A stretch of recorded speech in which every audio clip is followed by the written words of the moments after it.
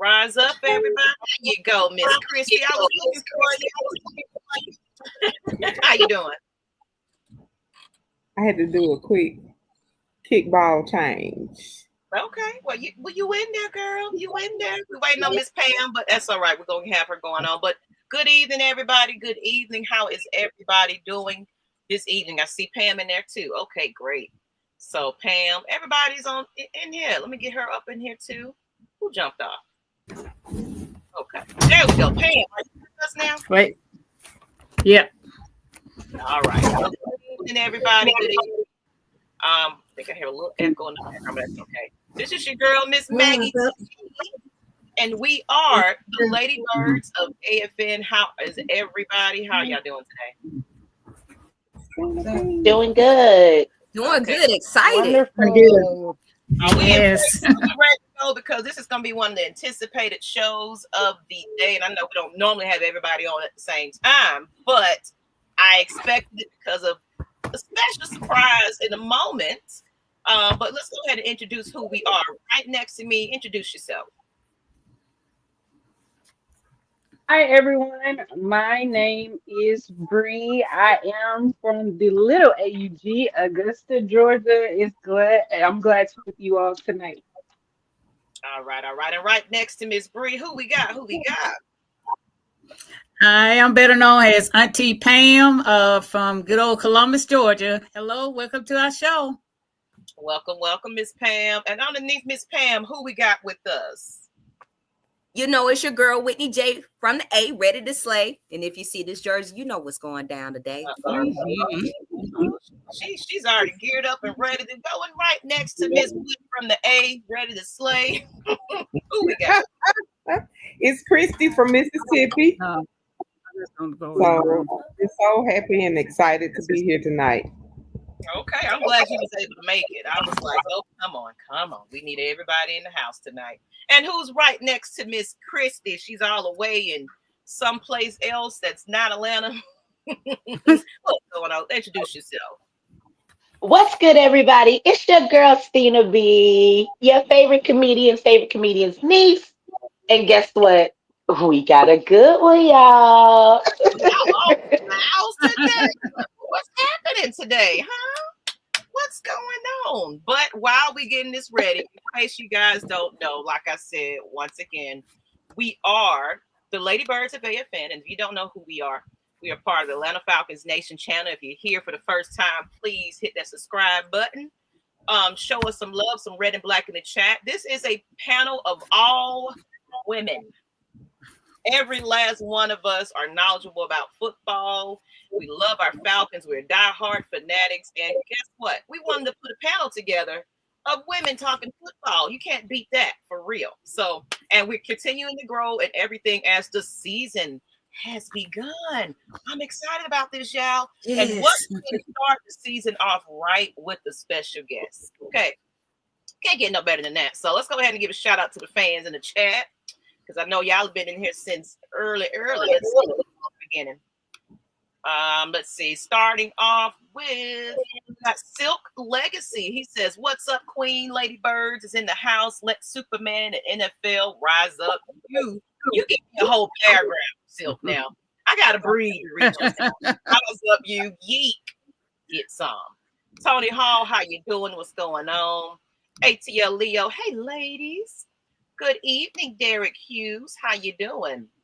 Will the Thrill Waddell said, hey folks, hey ladies, hey Michael, just drop by to just get a like and show some support. Thank you for all the touchdowns and the memories. He already getting into the conversation, though.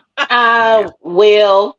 Hey, yo, they ahead of us. What's going on? The Cosmic Mindset Night Ryder. How you doing, love?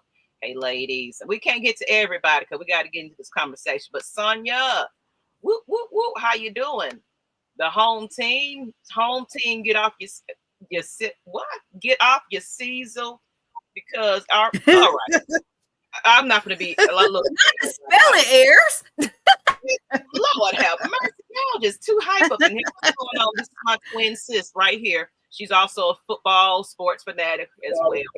All right, we got everybody in the chat now. Okay, let's get to it. Queen Treyway got to the end here. All right. Let's go ahead and introduce a certain somebody in the house tonight. And about this man, in case, because we were just talking about something that happened at Goodwill. And it just shows like some of our generation may not even know who this fella is. So, all right. So, just bring this picture up now.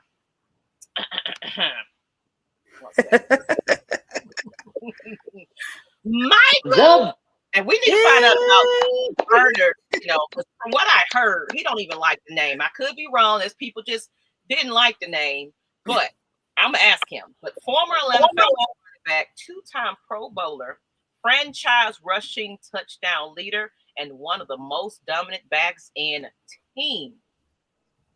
You can't beat that, y'all. You can't beat it. It is the man, the myth, the legend. Let's go ahead and bring him on. How you doing? Hey. Right. Let's get it. Hey. Hello, ladies. Thanks for welcoming me on the show. I hope everybody feel good tonight. Shout out to everybody in the chat. I'm gonna bring Miss Turner up a little bit higher so folks can see him. Okay, Miss Bleav, you don't mind. Move you up a little bit. Okay, there we go. Hot potato here, one hot potato two. All right. So how you doing tonight? Are you keeping cool? Because it's been hotter than something in Atlanta lately. Lately, but today's feeling pretty good. It's feeling pretty good weather-wise. It was a nice cool breeze today. It's feeling like we already in September. So it's time for football. Yes, hallelujah. You know what? We've been wanting you to suit up and go ahead and just get out there a couple of times. It won't hurt. It'll hurt me. All right, at least you're being honest. We try every time. It's like, come on. You know, you got a little bit in the tank there. Yeah. To the game, rise up. Most welcome, sir. Okay. Hey, everybody saying yes. Yeah, rise up out there, baby. Is that the sister that's talking about? Yeah, look at her. There she go. So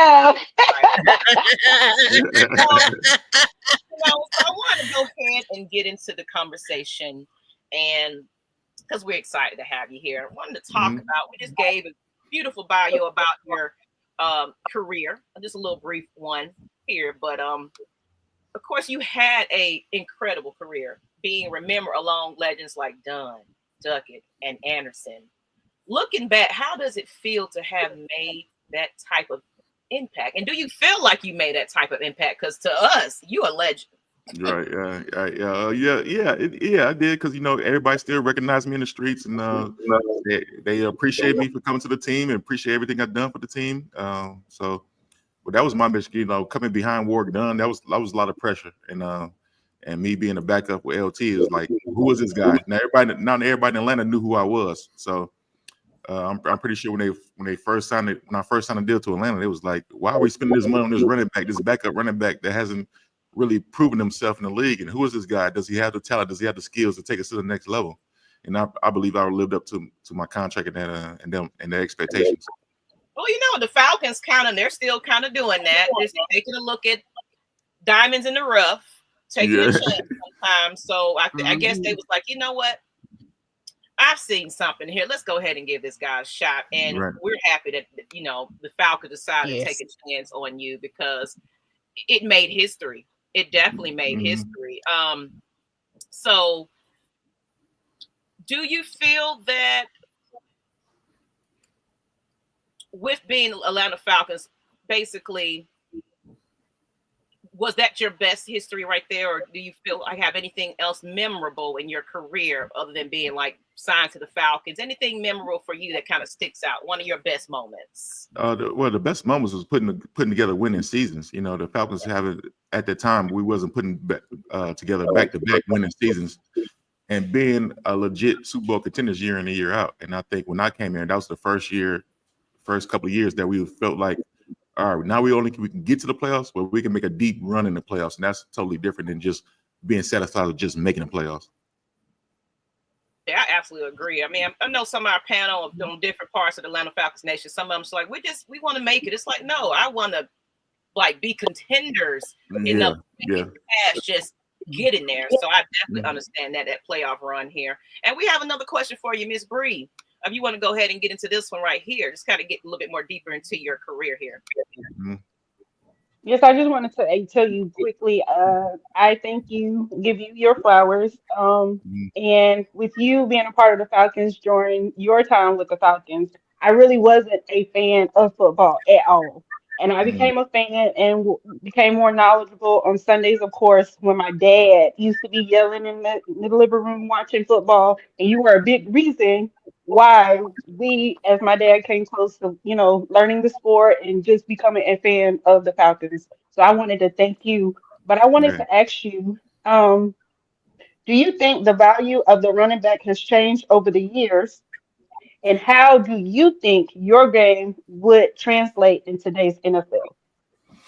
Oh, that's a good one. Okay, all right. The value has changed over the years. We've always been like kind of like overlooked as a position, but I think with the success of Saquon Barkley and Derrick Henry, those guys are making impacts on the teams that they're on right now. Like Saquon made, the Philadelphia Eagles Super Bowl champions. I think without him, they wouldn't be in the Super Bowl.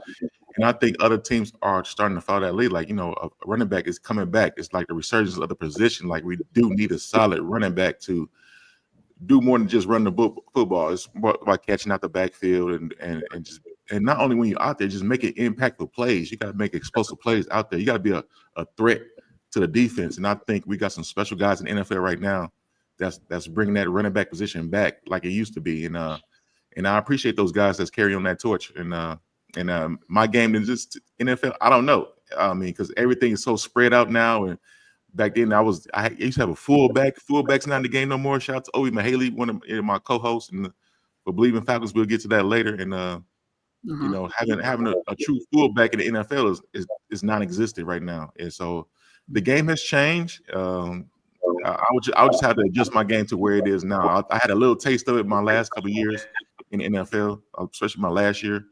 Going to a pass happy offense more so you can say, but it is what it is. But I think the running back position is coming back.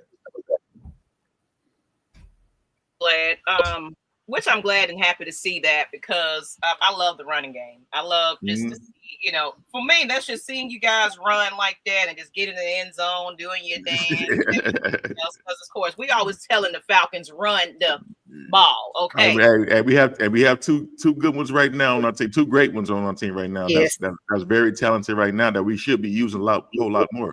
Those guys need the football in their hands and let them do damage. Telling you. Absolutely. So we want to go ahead and get a little bit more into just a little bit more of your career. And Miss Witt, this question right here, if you wanted to go ahead and ask him that one. No problem. And as I was telling the Turner in the back, this was the very first jersey I bought as an adult that I spent my hard money on, and I've kept it to this day. You were one of the greatest things to watch on turf. I mean, I know the team was there and I love my team, but to just see you power drive through people and you was carrying like grown men on your back to score, it was an exciting time. And shout out to the San Diego Chargers for letting you go because that has been a diamond. And shout out to them. But the question is, what do you think contributed most to your success during your peak years? And is there anything you would have done differently in your career, especially around the time you were released and retired? What contributed most? That's really hard to say because I feel like I was ready in my beginning of my career. I feel like I missed the beginning of my career, my young years, being behind a Hall of Fame running back, and I really didn't have the chance to compete for a starting position, which is understandable. Like LT's LT Hall of Famer.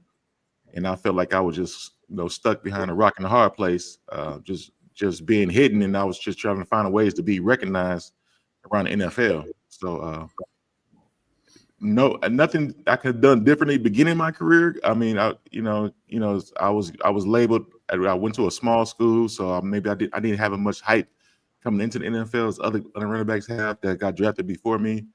The only reason that I feel like they got drafted before me because they went to a bigger school, had a bigger platform than what I had coming out. And but at the end of my career, it was just the way it panned out. I just let God take up, give me my opportunity, not just take advantage of every opportunity I had. I don't think it was anything else that I could have done. Maybe try to go to another team after Atlanta, but I loved Atlanta so much I didn't want to go to another team after that. I felt like I was satisfied with my career, and Say it again. I don't think you're right. You're right. Nobody else but those Falcons. Yeah, right. It wouldn't have felt the same as going to another team and being successful. I wish I would have done it, like win a Super Bowl in Atlanta. If I would have went to another team and won a Super Bowl, I think it wouldn't have felt the same as far as my personal career and growth. I agree. We would have been kind of salty, It's like, oh, he over there chasing rings and right.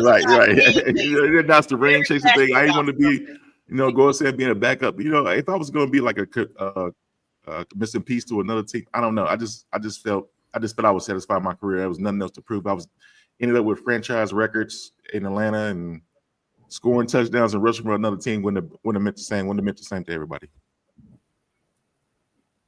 So I don't think so, because I guess your story started off just because I think you was kind of on the practice squad for a little while when you first got drafted, weren't you? Or kind of just behind Tomlinson and. Yeah, I was behind a couple other guys. Like so I was like sometimes I'll be active and sometimes I'll be inactive in street clothes on the sideline. So I wasn't like I was playing every game in San Diego. They used me when they needed me, and they used me when I developed a little bit more as a player. And I was truly the number 2 back behind LT, and and it was a good 1-2 punch, and I helped extend his career, I feel like, and got some of the load off him. And at the same time, I got recognized too, so it worked out for the both of us. Okay, and Miss Chris, I'm gonna let you go ahead and answer that question because he brought it up just a little bit, but we want to hear a little bit more about that early career, though. Yeah, and I want to chime in on thanking you not only for a fantastic career, but even in this new season in life, for you sharing your experiences with us.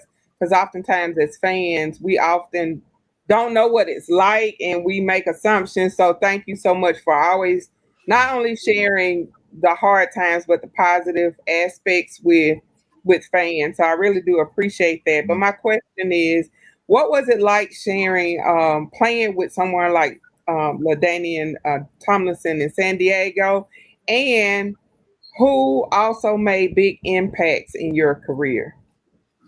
Oh man, it was a blessing to play behind LaDainian, get a chance to watch an all-pro running back firsthand, how he approaches the game, how he takes care of his body and everything, and all the hard work that he does. We was two totally different backs, so I couldn't try to be like him, of course, but I had my own style of running and how I handle things, and he had his own style, but we both respected each other. And he gave me some encouragement. No, he was like, man, you could start, but just not here probably. But but no, it was like, it was a friend. I pushed him. To keep striving to get better because he knew he couldn't slip up because somebody was as talented as him was right behind him, ready to take over if he slipped up. So I believe I helped his career out a little bit too. And as far as other guys, Lorenzo Neal, a great leader, great fullback that we had. Keenan McCarter was my locker mate. A real nice vet to have next to you in the locker room. And, then having Drew Brees, Phillip Rivers, Antonio Gates, Jamal Williams, Antonio Cromartie, Quentin Jammer. Our locker, Darren Sproles. We had a loaded team in San Diego, and we all just made each other better. We all wanted to, strive to be better, try to learn how to win first of all as a team, and having that impact on other guys that we all lift each other up to get the best skill ever out of each and every one of us. And looking at coming into Atlanta, then what were your biggest impacts?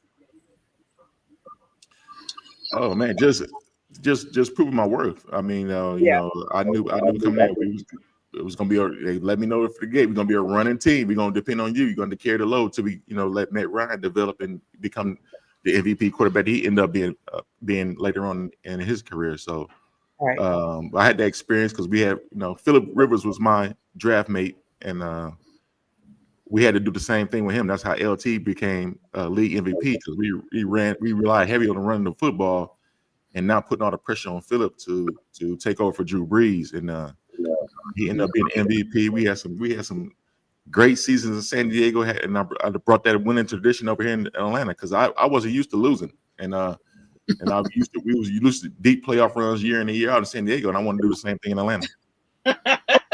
Yes. Coming to Atlanta, hoping we're winning. Yeah, that was fun times. Real question before we get to the next question, I wanted to add this one. You played with a different head coaches.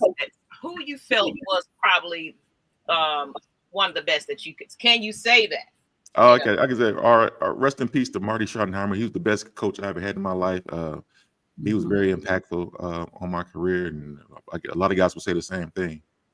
I love Mike Smith, and then I had Norv Turner. I only had 3 head coaches, and so I had some guys that had some winning seasons under their belts. So I was fortunate enough to have some successful coaches in my career, and guys that passed the winning tradition around, some football knowledge, some true football knowledge, and knowing how to win. Because Norv Turner came from the Super Bowl Dallas Cowboys. He has history with them. So Marty Schottenheimer, he got a bad rep not winning the playoffs, but I tell you what, that guy knew football. He knew exactly how the game was gonna go, week in, week out, and it was like magical. Like, I'm like, how does he know that? Like, what I'm saying? Like, when we lost, it was like it was predictable why we lost the game. It was like, okay, and he would give it to us straight. Like, we lost the game because of this, and this. And it was understandable. It was like we never gave blame on him why we lost. It was sometimes just on us as players not living up to expectations and not stepping up to the moments of the game where we need to make those key plays, man. And that's the story of football. You got to make the plays when the opportunity presents itself, and that's what separates Super Bowl winning teams from teams just making deep runs in the playoffs. Oh, I like that. And I do have some fans that's in the chat. I'm just highlighting a couple of shout outs here. It says, y'all give that man his flowers. Remember how fast he is. 40 yards and I did that with a strained hamstring. I was like, my hand. And you still ran that? Okay. Yeah. But of course, I guess because you had went to a school that really wasn't recognized, so it's like I got to stand out some type of way, and get people to notice me and the combine and everything else. He underrated in his pass protection too. Oh, so Scotty. That's very important. That's very important. Like, in order for me to keep the drives alive and get the football a little bit more, I think I got to protect my quarterback to get that first down, so I can get on 1st and 10, 2nd and 10, whatever it is, give it to the running back. Yeah, we could have used you on a certain play during a certain day, but oh, right, yeah, no, see, nobody talks about that. They always talk about we should have ran the football, but no, we should just execute the plays that's getting called better. And Nyght, right, I saw him go into one of those games with SD. I was like, W. Where is he? Said, where do you come from? I guess that's a question. I guess where you from? Where you from? I'm from Chicago. Where you from? Chicago, Illinois. Okay. Illinois, Chicago area. I always been an Illinois kid. Went to school at Northern Illinois University, so I stayed local. That was my only scholarship offer coming out of high school. So that's okay. It was the best one to get you in there. That's right. We made some noise at NIU. Shout out to the NIU Huskies. We made some noise. Beat Alabama. Beat Maryland, beat Iowa State, beat Wake Forest. You know what I'm saying? I got some victories under my belt in college too. There's some upsets. There's some ESPN classics. Going to Tampa or New Orleans like some former Falcons. No. I couldn't wear those other teams' colors. No. If I would have went to like the NFC East or the whole. So you would have stayed out. Okay. Yeah, I would have stayed in the NFC South for sure. No. He said Michael Turner has learned so much from his former teammates from San Diego Chargers. Yes, so and that's what he was talking about there. And shout out to all the fans in the chat. I'm gonna get to some more of your comments in a minute, but Miss Stina B, if you can go ahead and so graciously get to the next question because I'm interested to see what he has to say about this one. Me too.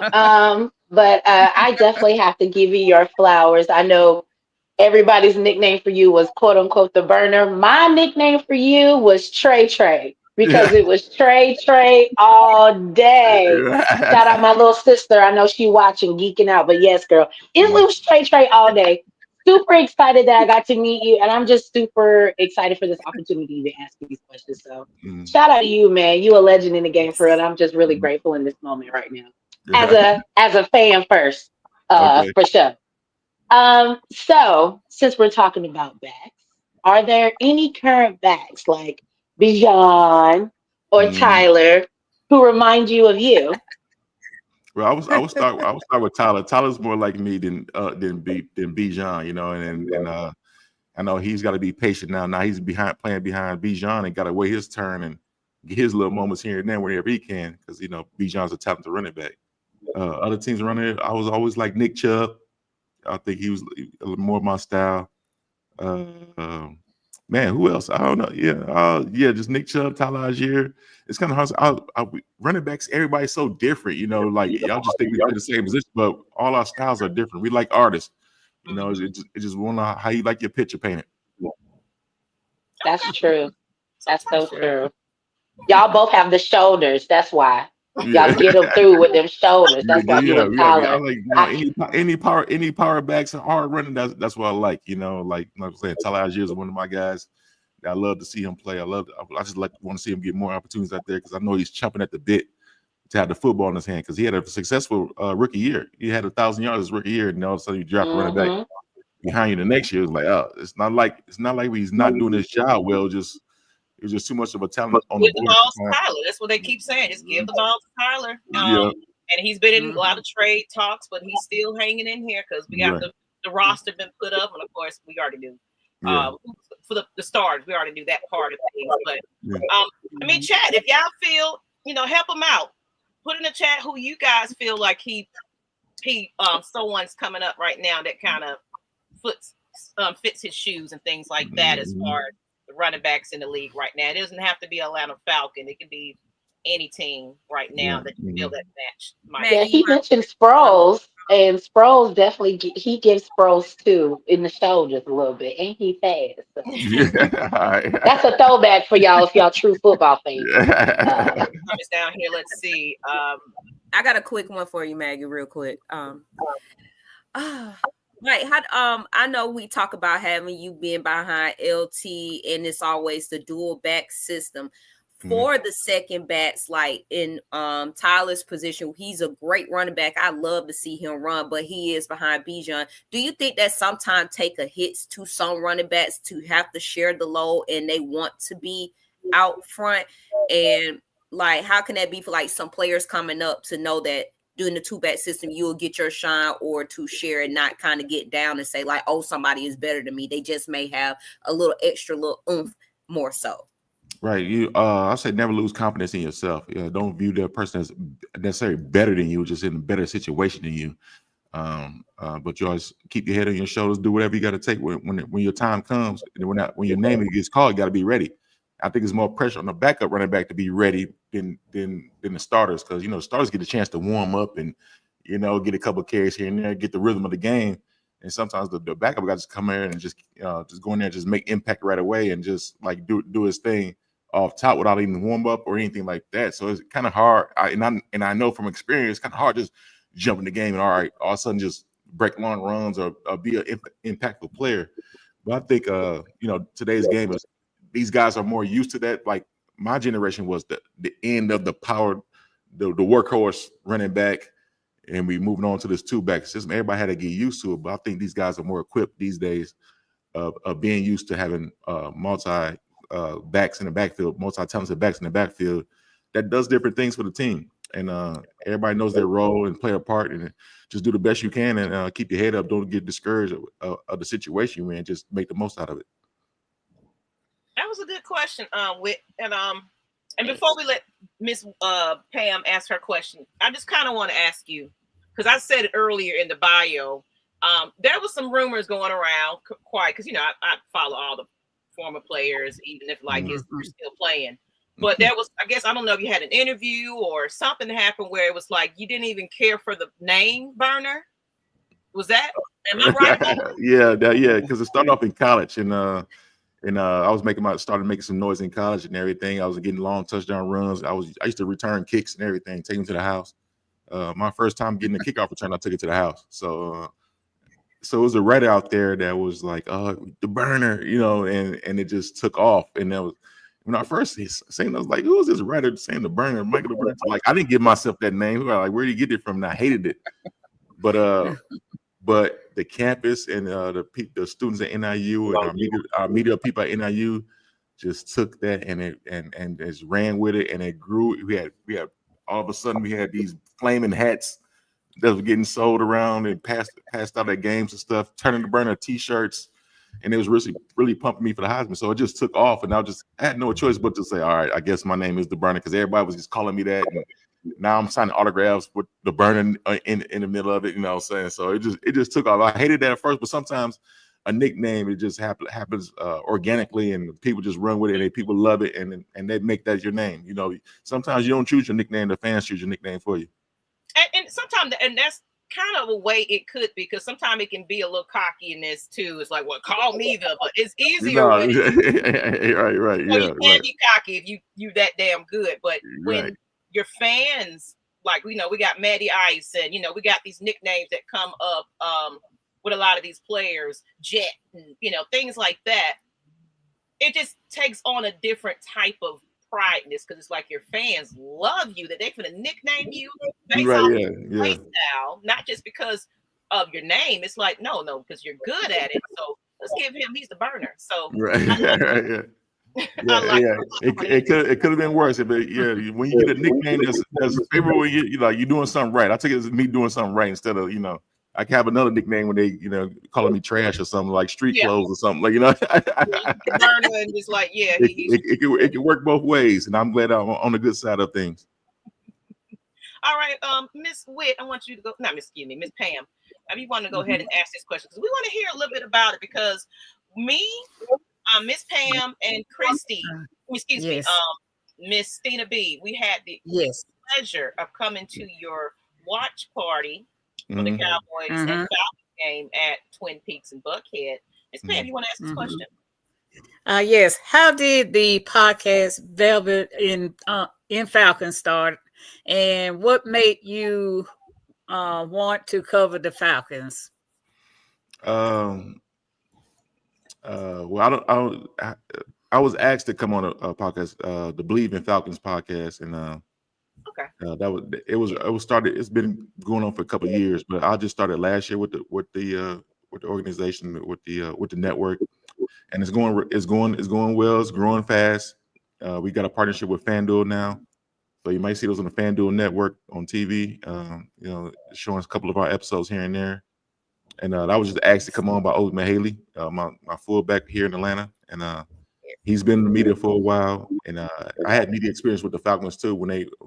After I retired after a couple of years, I was an in-game host for the Falcons for a couple of years. I was doing pregame and postgame shows, halftime show, just trying different things with the Falcons, because I love the Falcons. I would like to keep up with the team. And the reason I got into it, because everywhere I go, people just ask me about football all the time. It's like I might as well just get paid for it, I guess. I know, that's great. That's how I feel. I got another question if I can. Go ahead, Miss Pam. I'm gonna finish up after you. I'm sorry. I got another question. What was your draft day like? The day of the draft and all that. How did you spend it on that day? Okay. All right. Well, I hated my draft experience, first of all, because I had a feeling like I wasn't gonna go first day. I was drafted to I was invited to the combine and everything. I was going through the draft process, but I wasn't like feeling like the love. I wasn't getting no media attention, no media hype as far as being a first or second round running back. But my mom wanted to throw a party for me back at home in Chicago, and And I was like, okay, Mom, we can have this party, but I don't feel like I'm going the first day. And even though I felt like I should have went first day, and this was back when it was only 2 days. It was, the first 3 rounds the first day, and the rest of the draft the next day. And and I just had that feeling like I might not make it first day. I don't want to be like me being embarrassed having a party and not going, and my fans and friends and family expecting me to go first day, being there for a party, expecting me to get drafted first day. So, but they were like, no, it was just for you. It was a celebration of me, just having this experience and having the opportunity to get drafted was good enough.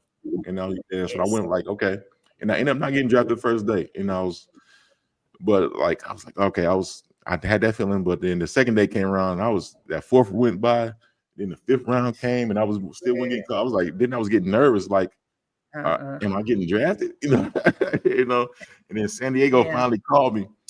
And when San Diego did call me, and it wasn't like I was like happy because I knew they had LaDainian Thompson. I was like, shit, like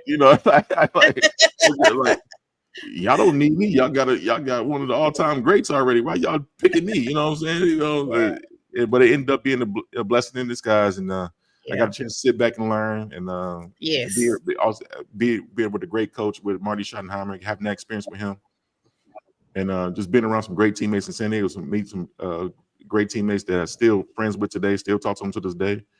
And like I said, the history was made, and and I'm glad I came to Atlanta and be able to make an impact in Atlanta. Yes.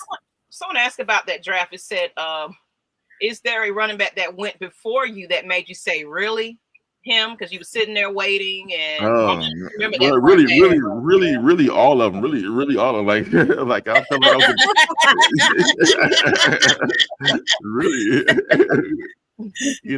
because I was like, and I was like, some of this like is really because they went to bigger schools and bigger height, and they had that brand behind them. But y'all can look up that 2004 draft and see where guys ended up. I'm not going to name names, but y'all can see it. But show some love.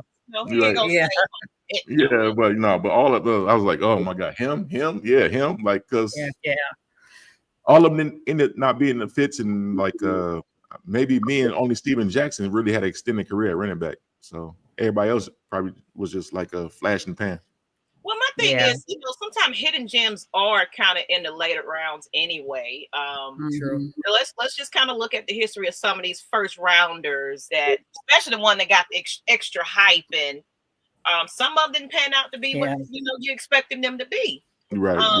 Of course, now you have a chip on your shoulder, so you have to prove yourself. But it just makes it even more special when you do achieve, and a team takes a chance on you and say, you know what, the Falcons like you. Come on over here. Right. It's like, what? Then you had an awesome career like that. So, and I just wanted to get into that, but I know a lot of people got some questions in the back. But I want to kind of know, you said we talk about the Falcons a lot, but I kind of want to get your opinion about some of the Falcons. Yes. We talk about it for a living now, as we do on Atlanta Falcons Nation as well. Right. So since preseason is over, and of course we just did the roster announcement today.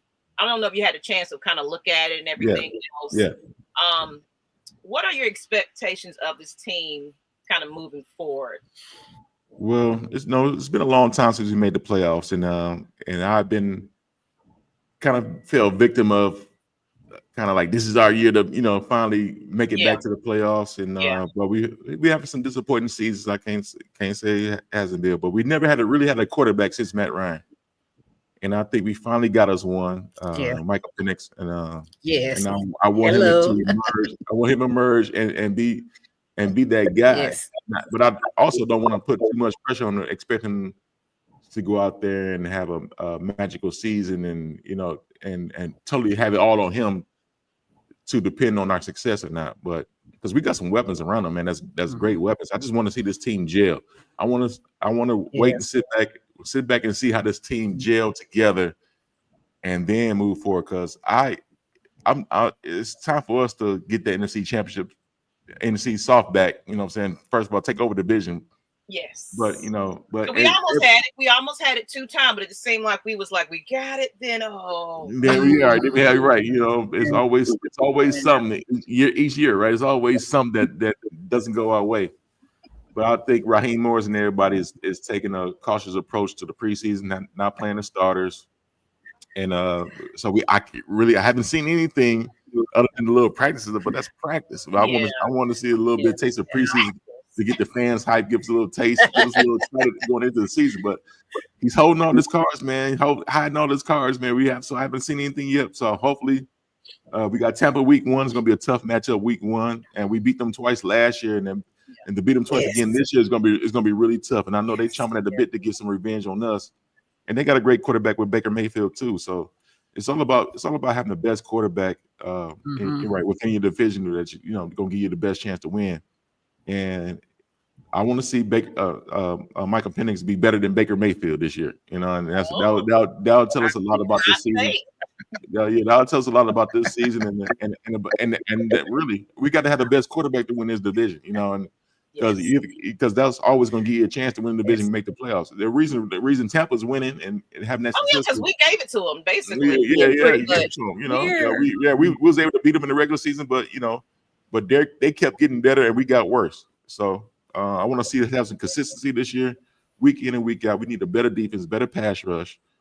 It'll get better in the passing game too. You know, because Kirk was hurt last year. We didn't know it, and we found that out later. That his struggles was because he was injured and trying to play injured. And cool. Yeah. And then I want Kyle Pitts to be back.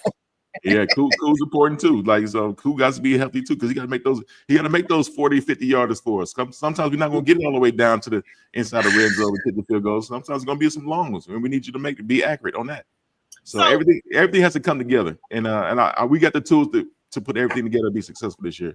But I'm not going to give us any hype. I'm saying Super Bowl. I'm not going to do all that.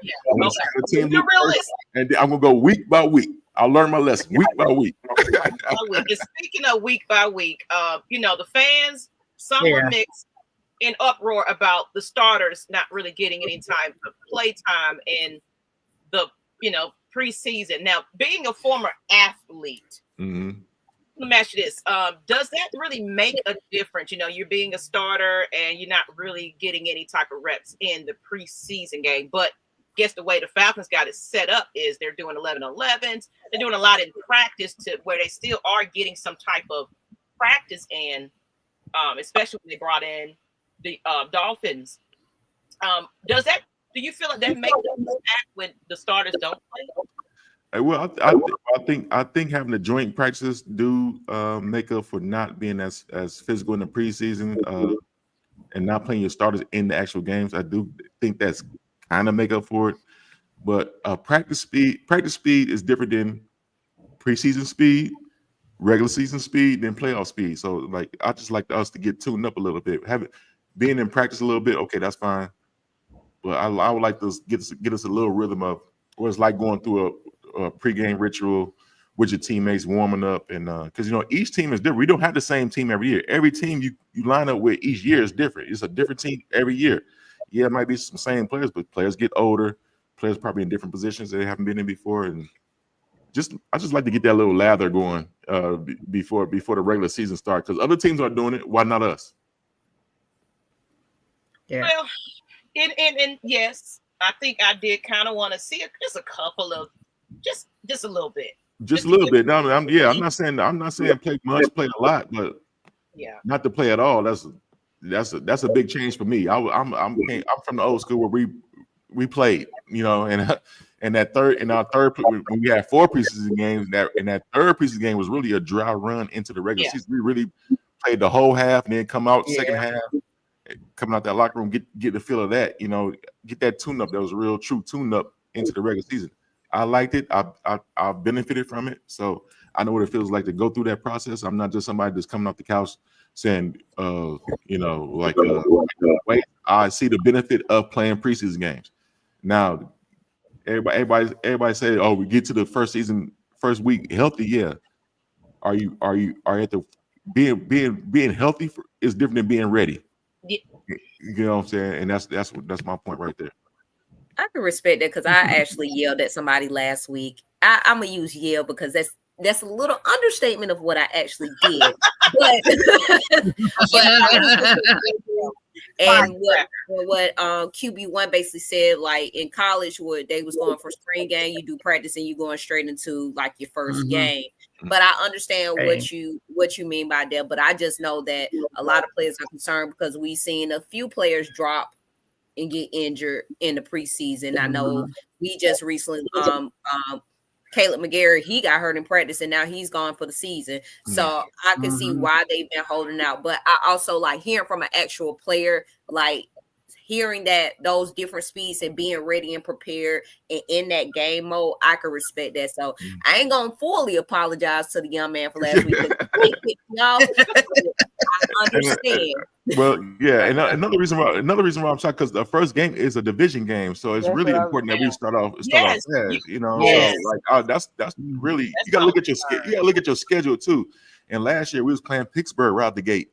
That's not a team you can come in and just just come out and just without any warm up and just expect to beat Pittsburgh. That's why we came out flat against Pittsburgh. We starting behind the 8 ball, and why are we doing that to ourselves? Get our players the best chance to be successful. Get a little work. It's no problem to get a little work in. You know, you see Tom Brady wasn't sitting out preseason games. You know, like, and he got 7 Super Bowl rings. So so it's not about being cautious. It's about being ready and truly being ready. It's training camp, and I feel like part of training is playing those preseason games, either a drive or 2 or something like that. It's just training to get ready. You know, and I don't like us being behind the 8 ball and expecting us to come out on fire. Not watch when week 1 come and we don't start off as fast. They're gonna say, "Oh, see, we should have played the starters in the preseason." No, so leave no doubt, leave no excuse. Let's be ready week 1 and go out and we be ready to beat the Bucks again. You know. Okay, and I have some audience members that have a couple of questions. Do we have a couple more minutes with you to get to some fan questions? Or oh yeah, of course. I'm here for y'all. I'm here for the fans. If the fans popped in, I'm here for y'all. Okay. We can go to midnight. We try to get to a couple of them here. So if I don't get to yours, hey, Yeah. All right. Well, I'll be hey, and we don't get to yours tonight. Don't worry, fans. I'll pop on the show again. And I'll be back on the show. I promise I'll be back on the show again. We maybe a mid-season review or something and see where we at. You already gonna put stuff in. Come on, bye week. Yeah, we'll see you at bye week. Yeah, bye week. You know the bye week 5. We early this year. I don't know. Wait a minute, we early. Yeah, we are early. We early this year in the bye week. I even look what week we are. Oh yeah, we are like early October. 5. Yeah. Because before we play Buffalo. I think. Nyght Ryder, you met him, the loud one that was, yelling at the Cowboys fans. I'm screaming, Maggie. Definitely the loud one. Yeah. And the this is a good question. And so, what was the tone of the locker room after Maddie got fired? Well, after Marty got fired, Marty Schottenheimer. You're talking about Marty Schottenheimer in San Diego. Mind you, we just finished 14-2, and we lost our first playoff game to the New England Patriots, and we had to lead the whole game. We ended up losing it. So everybody was blaming Marty as being a choke artist and not being able to get those playoff wins under his belt. But I can truly say that the reason we lost that game wasn't because of Marty Schottenheimer. It's because guys was doing uncharacteristic things. We wasn't sticking to playing great football that got us to being 14-2. We didn't step up in the moment and just being consistent who we are, and playing the Patriots and Bill Belichick. Any mistake you make, they will exploit it. And we learned that firsthand. And so after Marty got fired, we felt bad. I think half the team felt bad. I mean, maybe more than half the team felt bad because we felt like we let him down. It was because we knew it wasn't because of him. It was us as players not stepping up and not making the plays that was in front of us to us advance in the playoffs. Because we would have got past New England, we would have played against the Colts, and the Colts could not beat us. They could not beat us. I felt that was my Super Bowl year too, and like other than that in 2012, like that was the year I said, okay, we made some mistakes. We could have made some better plays and end up advancing and going to the Super Bowl and could have been Super Bowl champs. And we had a very proud moment. And I would have been so proud of Marty Shaw. And I've been so happy for him as a coach because I know how hard he worked and I know the knowledge that he brought to the game. Everything that he taught us, it was true. It was true, man. That man knew football. And his motivational speeches for us week in and week out was so great, man. And I appreciate every moment that I played under him, man. And I wish we could have won from him, but we didn't. Yeah. Okay. And I see questions keep popping up. We're gonna leave it for another time. We're gonna get a couple more in here. We'll save it for the next time. I'll remember. Okay. Yeah, I see him in the chat though. Let's go ahead and get to the next one though, and then I think we're gonna go ahead and wrap it up soon. Here we go right here. So next question is, let's see here. Here you go. Dwayne C says, what defensive schemes will give Falcons running backs and O-line issues? Thanks in advance for your response. I don't know. That's you want to think about that one. Well, I don't know because we're not a one-dimensional team as far as running football. We can spread it out and run the football with Bijan, and we can spread it out and end up throwing Bijan the pass out the backfield. That's one of the things, having a dynamic running back like that. I don't think teams can really scheme us up to give our RBs and O-line issues. We had a great O-line. Our O-line graded well last year as far as run blocking and everything. It just everybody has to keep doing their job. I don't think we have the talent that if we do our job, no scheme can stop us. That's the beauty part of it. So if we have an emerging Kyle Pitts, I think Kyle Pitts is the key. Kyle Pitts need to have a successful season this year. He will open up a lot of things for this offense. And if him and Michael Penix has a great connection, that opens things up with Drake London, Mooney, Ray McLeod. We got weapons on this team. Then we get Tyler Algier in there, give him a couple of carries here and there. It could be multi-dimensional. That's the thing. We can't be one-dimensional. We got to be multi-dimensional, and I think we got the talent to do that. And I'm looking forward to it. I just haven't seen anything in the preseason to give you a better answer. But they have been practicing hard. I've been to training camp. They have been practicing hard. They have been looking good in practice. But we'll see this year. We got a tough schedule this year. Our schedule is not easy. We got some key matchups this year. We got some primetime games this year. That puts a factor into it. We're gonna be on center stage, man. Everybody will be able to see what the Falcons are about early and often. Yep. We have a quick question, Coleman, real quick, because piggyback off of that. Go ahead. I'm asking. Do we have a offensive coordinator? Do you think, in your opinion, to draw up the schemes to be like a 2016 Super Bowl running team that I think spread the ball around? I think we showed flashes. We showed flashes, but we had a hurt quarterback last year, so I think everything plays a factor into it. We did show flashes, like Kirk had a record-breaking performance last year against Tampa Bay on that Thursday night. Breaking Matt Ryan's record. Throwing the football. We show games where if we had to pass the football to win, we did that. When we run the football well, we won. We did that.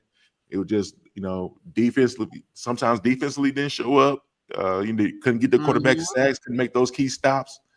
And sometimes we won shootouts. We won different ways last year. It was just such an up and down season. We started off 6-3, had control of the division. Everybody was on the up and up, but then everything almost cussed, but everything went down here after that. Look, there's no filter on this show, look. Everything went down here after that. But we gotta create turnovers of defense. We need a nasty defense this year. It's not about our offense. We got it. You're right. Nasty defense. We have a decent. I feel like if we have a decent offense, but that defense, right. People got to be scared to play us. Right. That's we got to be intimidating in there, and we need that Mercedes-Benz Stadium rocking. We need everybody in these seats and cheering this team on and being loud in there. Because sometimes I went to the games last year, and I ain't gonna lie, it's too quiet in there sometimes. Everybody on third down. We need to make the hard for them to communicate on offense. So that fans play a role into it too, of being successful too.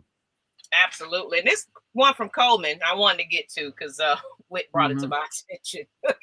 Who helped you the hardest? When you play Right. I get this question a lot, but like it's not many one-on-one tackles out there on me. Like I always been gang tackled, but like I'll tell you, like Thomas Davis, Thomas Davis from Carolina, he got me one time side of the head real like he ducked under I think I fumbled too because I ain't see him. So he got me one time and ghosted on San Francisco. I don't know if y'all remember the safety from back in the day. It was like the first play of the game. They threw me a pass in the flat, and I caught the ball, and I'm running down the sideline. Mostly DBs go for my legs, right? So I'm expecting him to go for my legs, and as I run him, as he getting closer and closer, I'm like, okay, when you gonna dive for my legs so I can jump over you, whatever, hurt you, and I can, take it to the house or something. But he get closer and closer. Like, wait a minute, he's not gonna dive. He's not gonna dive. And he hit me up top because I wasn't expecting. I was hitting me up top, and I slid all the way under the bench. I couldn't do nothing but laugh because it was like a respect. I wasn't expecting him to go up top, but he caught me. Yeah, Brendan Golston. Yeah, Brendan Golston. Yeah. There you go, Ryder. He knows his football. Yeah, he hit me under the bench, man. And I was like, I can't believe I got hit like this. And I was like, and I know the Falcons fans don't remember me getting hit and not used to seeing me getting hit under a bench or anything, getting abused like that. Not at all. Everybody see me going forward and take 3 or 4 guys on to bring me down, but that was just a mistake on my part. Expecting him to dive my legs, and he caught me up top, and it was just one of those moments, man, when you just had to laugh. It was like the first play of the game too. It was like, okay, I see how this game gonna go. This is good one from Prove It, and then we're gonna go ahead and close this one out because we can't get to everything, but because this is kind of what's going on now. In your prime, do you think you could run out the speed of pistol formation, and do you like those formations? I hate those formations. I think it takes. I don't know how these running backs today do it, but they know the difference between lining up when your quarterback is under center, and you're able to make the defense really flow when you're doing inside zone, outside zone, the tosses. When you're in the gun, I feel like you're limited to what kind of run plays you really can do. I mean, but like I said, there's no fullbacks, so it's no ISOs. I don't know, when a fullback is taking on, the linebacker, the middle linebacker, and you read off his block. It's like a partnership between the fullback and running back that would, hopefully lead you up to the safety, get you one-on-one to the safety, and then you can make some noise. But it's a totally different game. Run out of shotgun. I hated it. It's good sometimes to mix it in. We liked it sometimes mixed in, like a draw here and there. But now everything is RPO and everything like that. And I really don't like it. It's not my style, not my preferred taste. I like to line up and be man-on-man football. Who's the strongest? Low man wins. Let's get these tough, 3 or 4 yards in a cloud of dust. That's my era. Oh, this new era, this a new era now. It's still, but it's just different. I wouldn't like it. I don't think it would show the best of my abilities. Run out of shotgun all the time. I like to mix it up. Shotgun sometimes get quarterback get under the center, so we get those play action plays. It's more effective running play action when the guy's under the center, and that's the thing about football. The college football game is kind of trickling into the pro football game a little bit, and it's just a different game. More pass happy. Okay, yeah. One last thing I wanted to ask. So when you got to Atlanta, what was your initiation to the hate that we have for that team that's in the toilet bowl? When do you get immersed as a Falcons player into that hatred? Yeah, you know what? Nobody never mentioned it. I was coming from the AFC West. But they say our route was the Raiders, but we beat them every time. I never lost to the Raiders, so it wasn't like a real rivalry. So when I came to Atlanta, I knew the Saints rivalry. Okay, I've never been part of a real rivalry where like it's a threat that the other team could win, and the other team could be, are as good as you or whatever. So that was my first real NFL rivalry. It's like, okay, and it wasn't until the week up. What was till the the moment before the game where I understood, Yes. oh, this game is different. Because the practice leading up to it, everybody was quiet, everybody's calm. It was like F the Saints, all this other stuff. It wasn't none of that talking until the pregame warm up. And I was like, wait a minute, okay, y'all really hate these people, like, right? It is a So pure I hatred. felt like I wasn't prepared. I wasn't prepared for the rivalry because I was like, wait a minute, hold on. This is next level rivalry stuff here. You know what I'm saying? So like, I didn't get that real moment until the moment pregame before the game. That was okay. This is real. This is real. And the hits were different. You know, it was different out there. So okay, all right.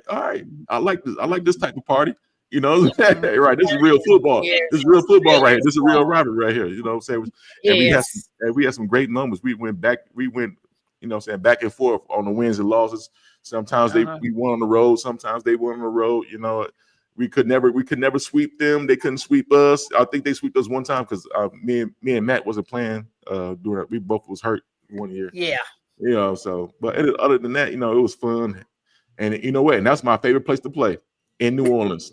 It's something about being in that stadium. I looked forward to playing in that stadium. It was I just love that atmosphere. I love being on the road. I love when the crowd is roaring against you. I love being in a hostile environment. I really felt that was a Mercedes-Benz Dome back then. There was Mercedes-Benz Dome back then. Now we took that name. Now we took that name from them. Now we got the Mercedes-Benz Dome. It's the hate still in you. Good. It's the hate still in you. Do those 8 fans come up and bother you? Is the hate still there? Oh yeah, hate's still there. Hate's still there. You know, I was. You know, the sad part about it is I was actually in New Orleans during the Super Bowl when we went to the Super Bowl and the Patriots came back and beat us. I was actually in New Orleans during that time with my Falcon jersey on, and you know what? That was a long walk. That was the hotel. No. Look, but the killer part is, I was like, I'm glad they don't know that it's really me wearing this jersey. You know what I'm saying? I'm getting help just for having a Falcons jersey on. They ain't know it's really me in this jersey. You know. That's so funny. That's right. So I heard that was the fastest walk to the hotel I ever took. Yeah, I had a watch party I was at, and that I still got PTSD about that. You know? Right. Can we not talk about that? Yeah. I don't have enough alcohol right now. You could drop me off off right now, child. I can't.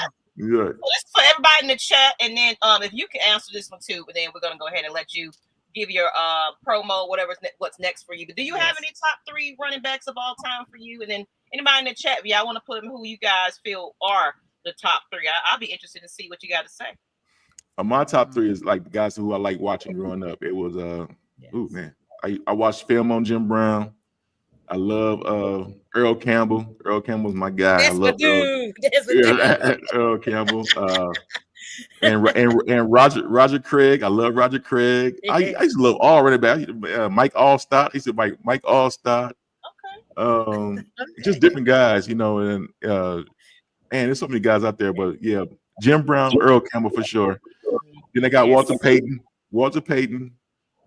Yeah. And then Barry, and like I said, Barry Sanders, even though I didn't run nothing like Barry Sanders, but I used to like, you know, but I was like, you know, everybody was different. You know, as I said, if you don't run it back, everybody is different. The bus, right? I mean, Jerome Bettis was the first jersey I bought. You know, so with my own money was Jerome Bettis, because I loved him at Notre Dame. I loved him playing for the Rams. And then he went to Pittsburgh. I loved him too. Yeah. Mm-hmm. Okay. I wasn't a big Emmitt Smith fan. I hated the Cowboys. That's why, because I was a 49er fan growing up. I respect all those, you know, Emmitt Smith and Eric Dickerson, guys like that, but I wasn't a fan of theirs. You know, I just didn't like the game.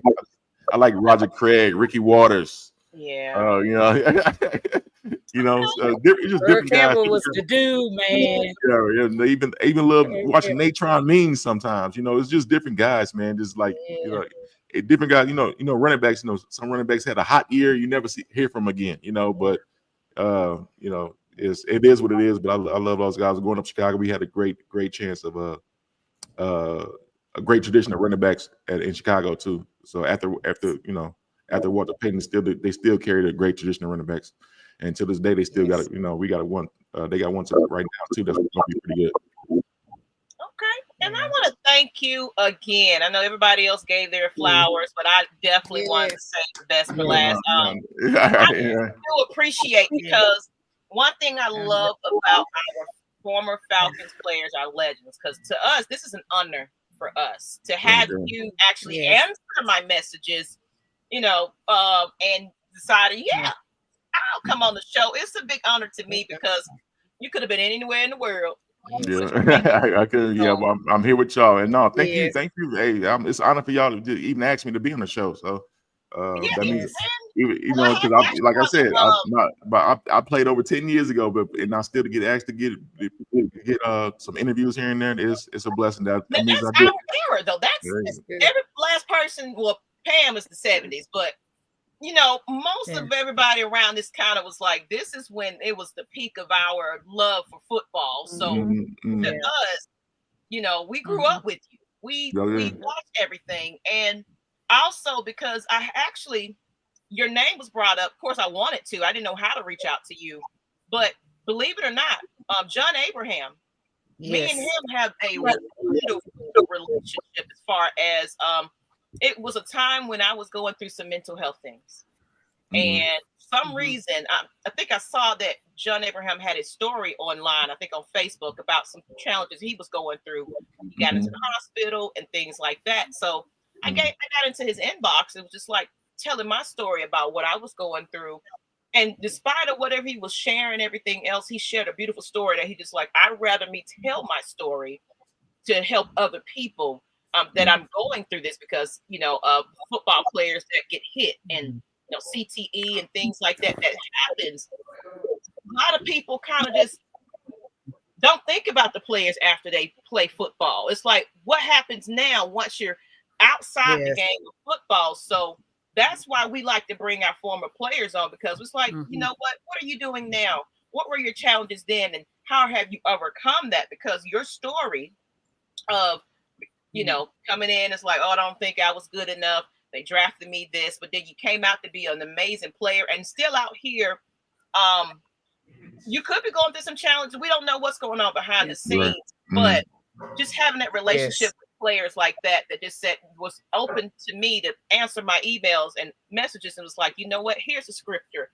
This is what's helping me get through my mental health. He actually saved my life. I'm not gonna lie. So I thank him for that. And what he did was like, hey, hit up Michael Turner. I was like, oh, I've been trying to,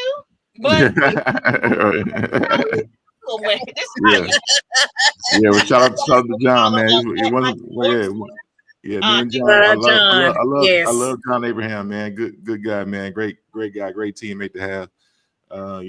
He had his problems, and I got my problems too. And I'm glad to see him overcoming the challenges he has now. And I see him on TV and stuff now, doing great things out there, and just being a positive influence on the community and everything. And it's helped me keep going. He gave me some words of encouragement too.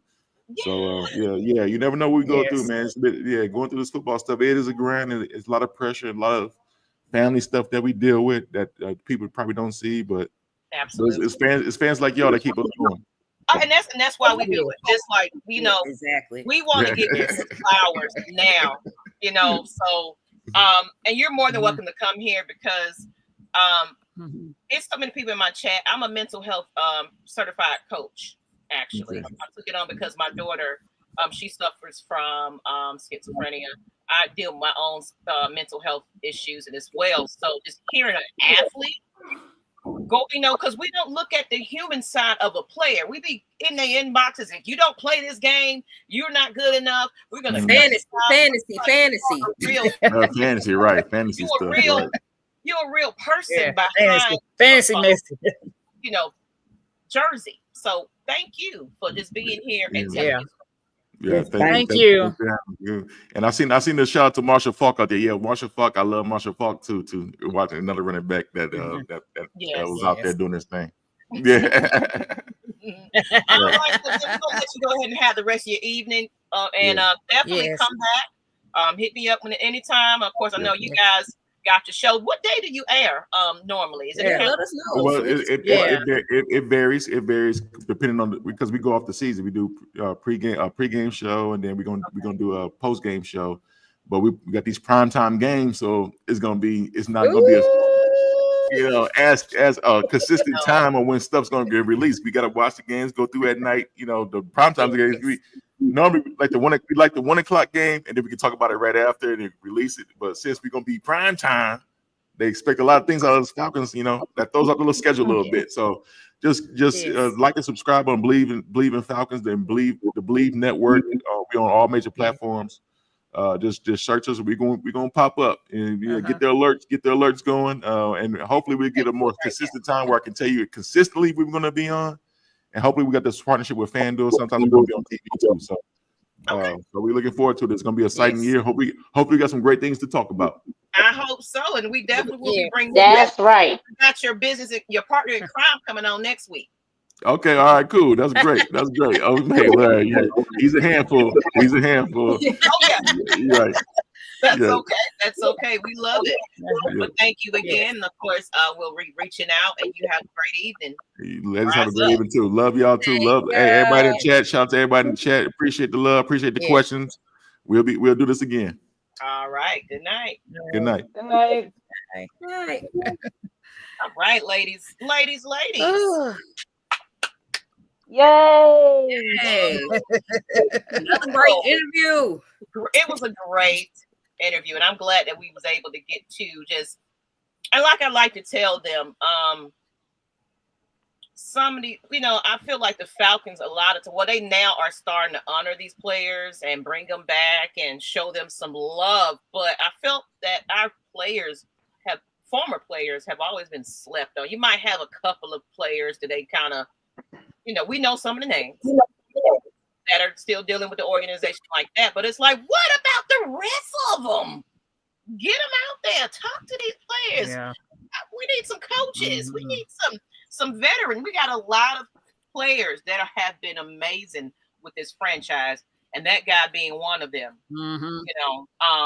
Yeah. So how are you feeling, everybody? Thank you, Nyght, Ryder. Thank you, company. Yes, he's definitely gonna come back, y'all. I feel I just love it, and I love that they feel at home when they come here. So I thank everybody for the questions, ladies. Let's see. I know we got time. We got about 10 minutes, so y'all kind of want to, we got the roster. We got how do y'all feel about it? Is it kind of expected of what you see as far as that roster? It's expected. I was shocked that Chris Blair didn't make the 53. However, I do believe if he do clear waivers that he'll be back on the practice squad and get his chance. And again, we're not out. Even though I went to training camp twice, I know that there are certain things that I don't see or that they're evaluating that we necessarily don't see. So I'm gonna trust the process. But he did a great job. Of course, I've seen a lot of people upset about Kobe Bryant. He didn't have the best showing that he have, but Nathan Brooks made the 53 and seeing his progress from being just a walk-on and then making the practice. I got it pulled up here, so hold on one second. Okay. That way we can kind of go through it a bit more. Cool. Yeah. And for him making the practice squad and him playing a couple of games and him actually making the main 53, those are the type of stories that you want to hear and telling guys that you may not come right off and make the team. It's the progress in those diamonds on the rough, especially on the Falcons. We have a keen sense of finding diamonds in the rough, especially when undrafted free agents. So I'm wishing the best to some of the players. I know people was concerned about the kicker, the international kicker being let go, but they're probably going to they can sign him back. Well, you know what? I don't think he goes against the 53-man roster. No, he doesn't. International. So they're gonna, but I think that he doesn't go against the 53, but I think that still lands on the practice squad to where they can have a certain number, but it's an additional because of the international little thing they have. That's an account against. But people was crowning about D Alford. D Alford snapped on that response. He was like, the hate is real. So it was some interesting feedback, but we should see about the practice squad like tomorrow night or going into Thursday. Yes, probably because because we got well, here's wide receivers, of course, Drake London. I'm just scrolling through y'all if y'all want to look at it. Darnell Mooney, Ray, Cordell Hodge, Casey Washington, David Seals.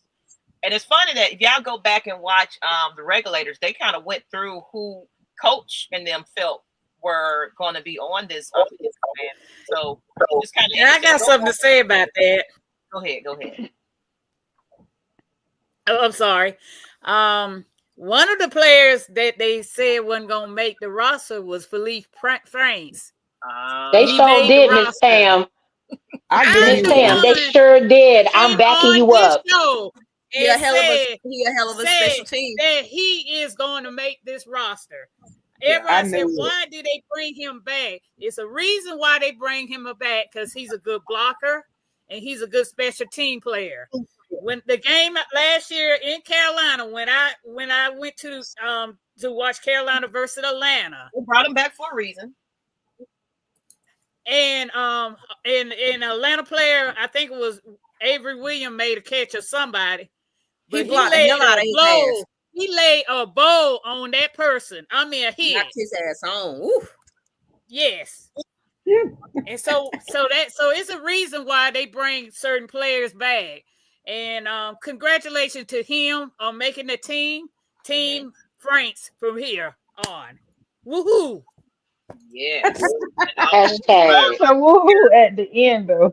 Hashtag Team Frank. Yes, I was the one that said he gonna make the team. Everybody said, nah, he ain't gonna make the team, but he made the team. Said he was gonna make it. They was talking smack, Miss Pam. I'm backing you up on that. They sure was. Flex on Auntie Pam. And I came on this show to say it was a reason why he was here. Okay. And yeah, I mean, he had a good camp and had a good preseason game. Of course, he scored a touchdown against the Cowboys, but that was not the reason he made the team. The boy could play.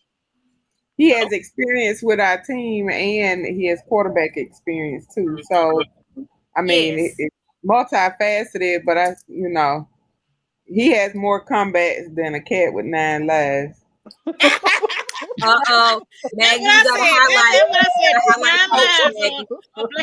highlight Coach Maggie. Okay, let me see what Coach got going on. Hold on. Let's see, where is it? Coach. Just for Auntie Pam, you gotta highlight it. Okay. Highlight it. The whole thing. Awesome. Hold on, I'm trying to get to the bottom of it, y'all. Sorry. Coach, where you at? God damn it. Okay. Okay. You were right. Okay. All right. Stamp that. Woohoo! Pamela Johnson, 2020. Yes. And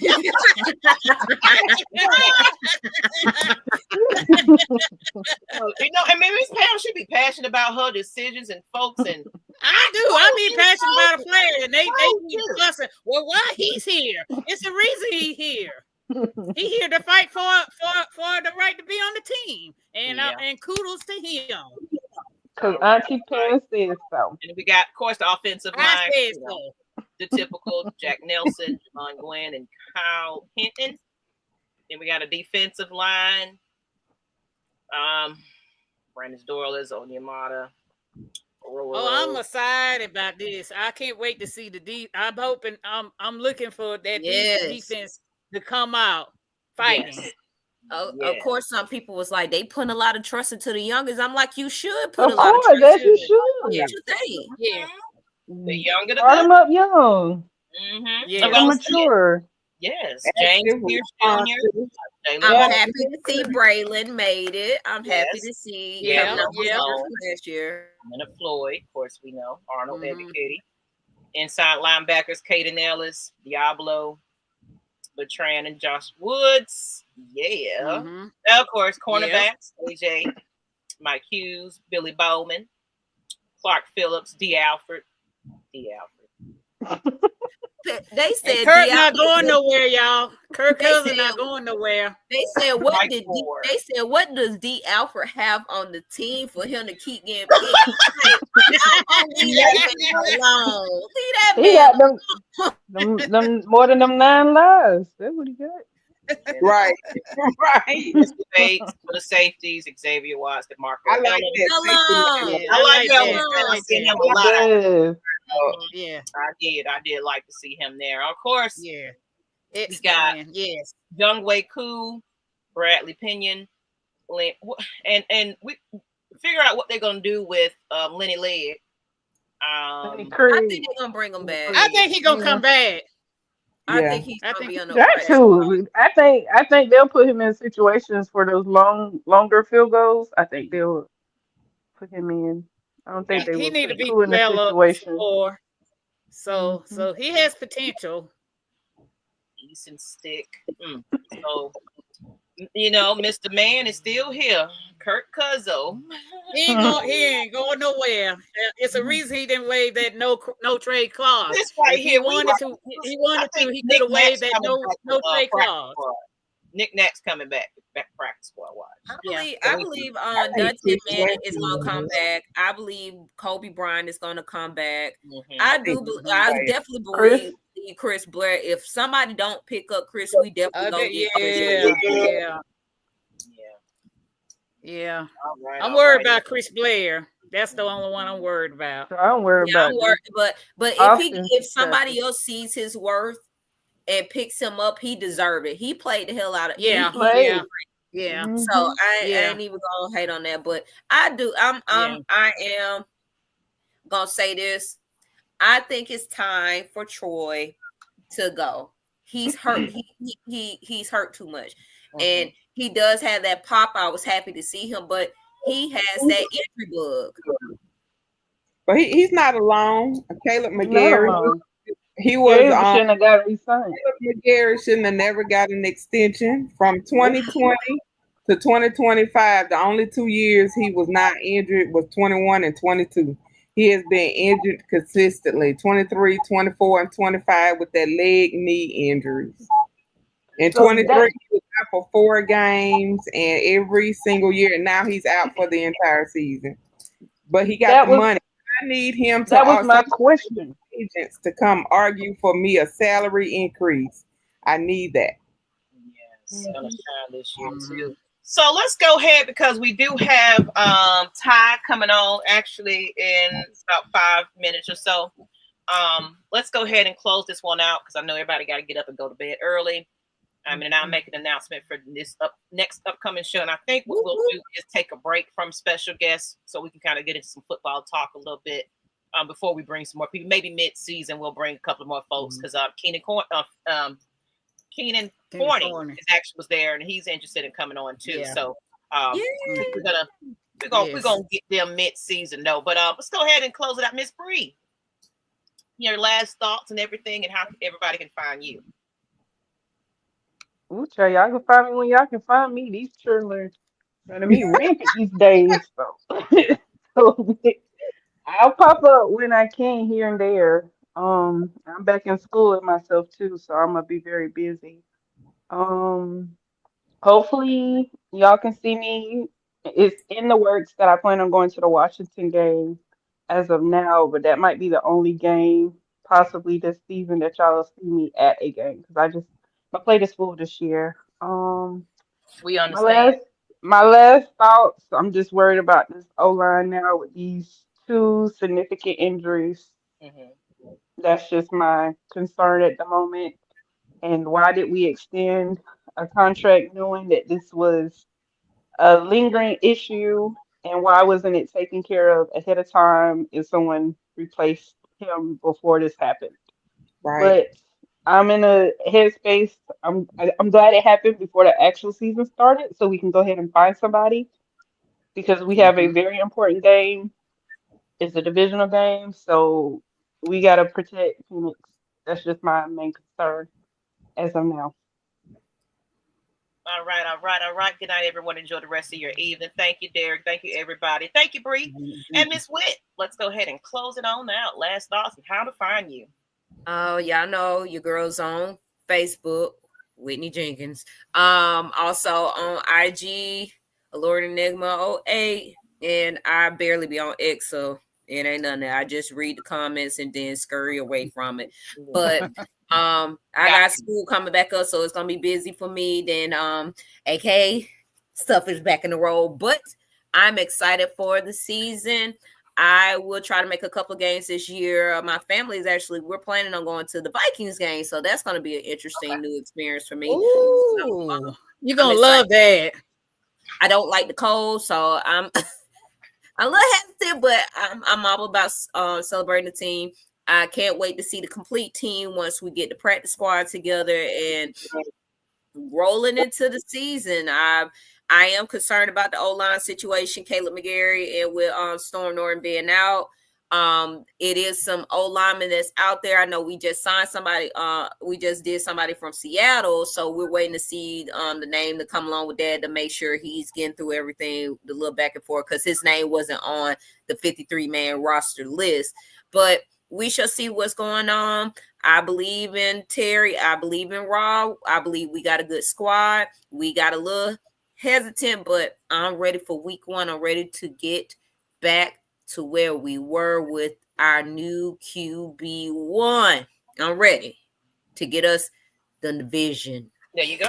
Next man up, y'all. Ain't no excuses. Next man. Exactly. Up. Thank you for that, Miss Witt. I know you got your busy schedule. So, like I said, we have a full panel, but sometimes, some people will be busy. So that's why we recruit so many, and we're still recruiting. If you're interested in being a ladybird, let me know as well. So, Miss Christy, go ahead and let everybody know some last thoughts and where to find you. You can find me here and on everyone's page. I want to thank all the content creators. Miss Pam and I are informal marketers for the Ladybird. This week, Maggie, we had so many shout outs this week. Yes, and we did. Yeah, all of the chat fans, but everybody in the chat, and I'm seeing a lot of the chat family rising up and being special guests on shows. I think it's awesome. Yes. But I want to thank all of the content creators for shouting us out. It's really, really we really do appreciate you shouting us out. This is also I just want to shout out to all of the families like mine that was affected. New Orleans is my second home. I'm Louisiana born and South Mississippi raised. This is Katrina 20, and in memory of the 1,000 plus that were still missing across the entire state of Mississippi, Alabama, and Louisiana. We're this week we're just celebrating the lives, the endurance that we continue to go through in the fight and the battle to sustain our property, because a lot of our family and the lives that were lost during that time. So I'll be going down to celebrate a memorial for some of my relatives, as well as, but just being mindful, even across all of the South and that Eastern board, the number of storms that we all have experienced and losses that we have, just being mindful of the long-term effects that it have on the lives that people that they continue to try to live and survive.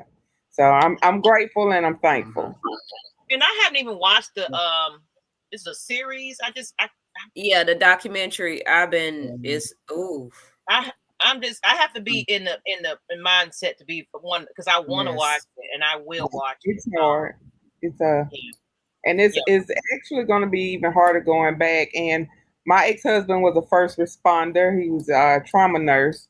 And so the experiences and some of the things that we experienced, and I'm having to keep family, and I had a neighbor that was dying with cancer, and just we were running out of gas, just keeping her cool during that time. So a lot of times people don't know the trauma, the long-term trauma that people experience during that time. But even now, even being prepared and some of the things, when you're in any of these southern states and any of those states along the eastern corridor up the East Coast, then a lot of times other parts of the country have no idea of what we experienced during these times. So Just shout out to Atlanta. Shout out. Atlanta for just opening the Opening arms. the Right. And even recently, the storms that you experienced last year, nobody. There's still a lot of people still in recovery across Georgia and Florida and into the Carolinas. So, that's something that we have to be mindful of just moving forward. But shout out to the Atlanta Falcons. And when y'all get a chance, we got a show next week, Maggie. Yes, we do. We have Ozzy. I ain't gonna say what our topic is. I do recognize that we have a hot topic that we need to talk about that I don't see anybody addressing. Okay, let me write it down. Oh, yeah. It's too many content creators on here, but I think we need to bring it up if we don't see it pop up this week. Okay, put it in the chat. How about that? We're gonna say the chat. Okay. All right. And Miss Stina B, go ahead and close it out and let everybody know, Miss Funny, how to find you. Yes, this was a great episode, a great interview. Shout out Michael Turner if he's still watching. I'm super excited. I think we're 12, 13 days away from actual game 1. And I am on the edge of my seat ready for the season to start so we can really talk about some stuff. So I'm really looking forward to getting to the meat of the season. Y'all know y'all can find me on all social media at It's Stina B. And if you missed my last month's show, don't worry. September 20th, Blazing Comedy Saturdays is back. So if you want to get some good laughs for a couple hours, holla at your girl. I'm sure I will share the information with Maggie and she'll post it everywhere. And it'll also be on my social media as well. So come get your laugh on.